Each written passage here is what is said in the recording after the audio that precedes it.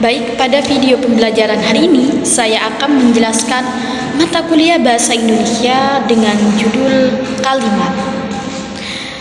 Definisi kalimat adalah bagian ujaran yang mempunyai struktur, minimal ada subjek dan predikat, dan intonasi yang menunjukkan bagian ujaran itu sudah lengkap dengan maknanya.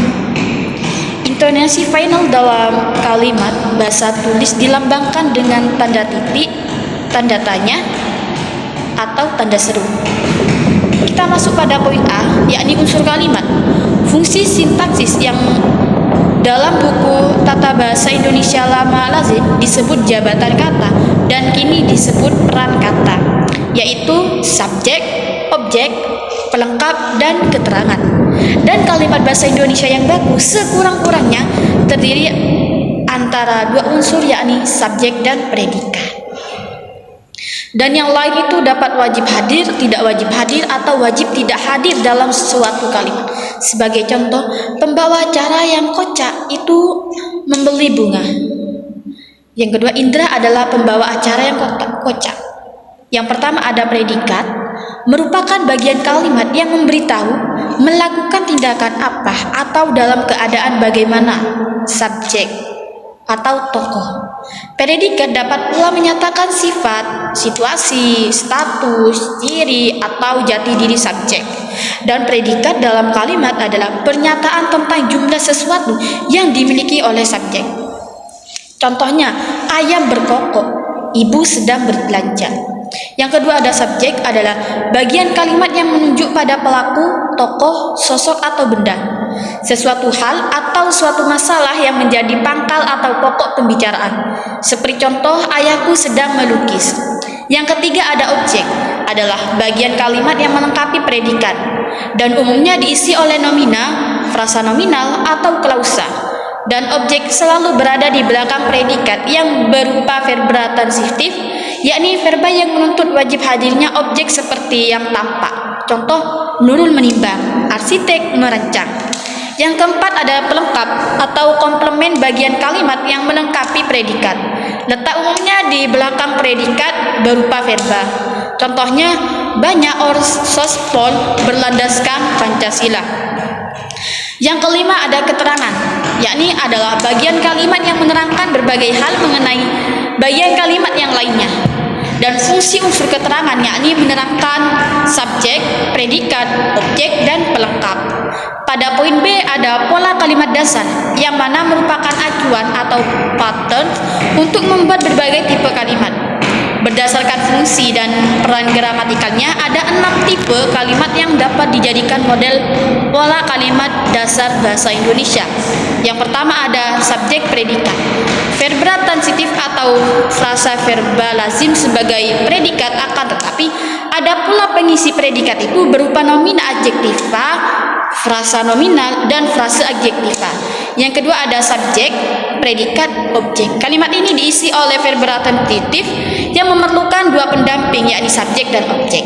Jika keduanya tidak ada, maka kalimat itu tidak gramatikal. Yang ketiga ada subjek, predikat, pelengkap yang mempunyai predikat yang memerlukan dua pendamping.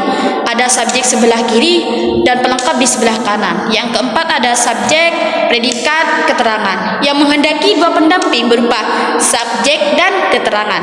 Yang kelima ada subjek, predikat, objek, pelengkap menuntut kehadiran tiga pendamping agar konstruksinya menjadi gramatikal.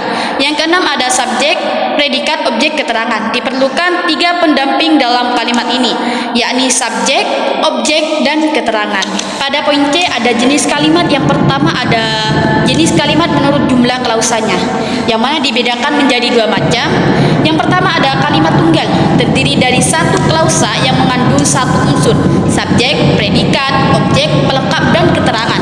Dan tentunya tidak harus muncul semua. Yang kedua ada kalimat majemuk yang merupakan gabungan dari dua atau lebih kalimat tunggal.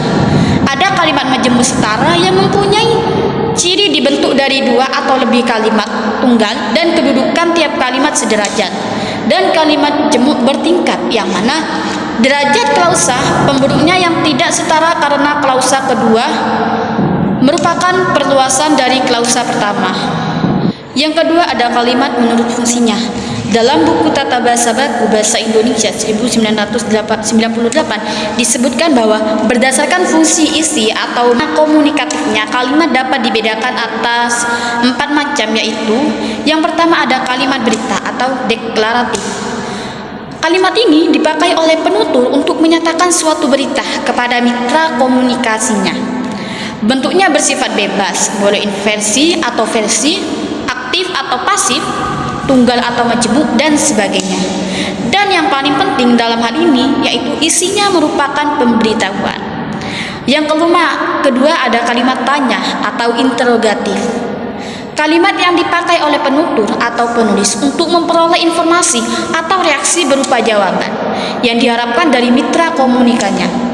Selain adanya tanda tanya, dalam kalimat ini sering pula hadir kata tanya apakah, bagaimana, di mana, siapa, dan yang mana. Yang ketiga ada kalimat perintah atau imperatif. Dipakai penutur untuk menyuruh atau melarang orang berbuat sesuatu dengan tanda seru. Yang keempat ada kalimat seru atau ekslamatif. Dipakai penutur untuk mengungkapkan perasaan emosi yang kuat, termasuk kejadian yang tiba-tiba dan memerlukan reaksi spontan.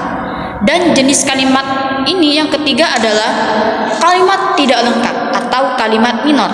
Kalimat yang tidak berpredikat atau bersubjek disebut kalimat minor. Lawannya yaitu kalimat lengkap, unsur-unsurnya disebut kalimat mayor.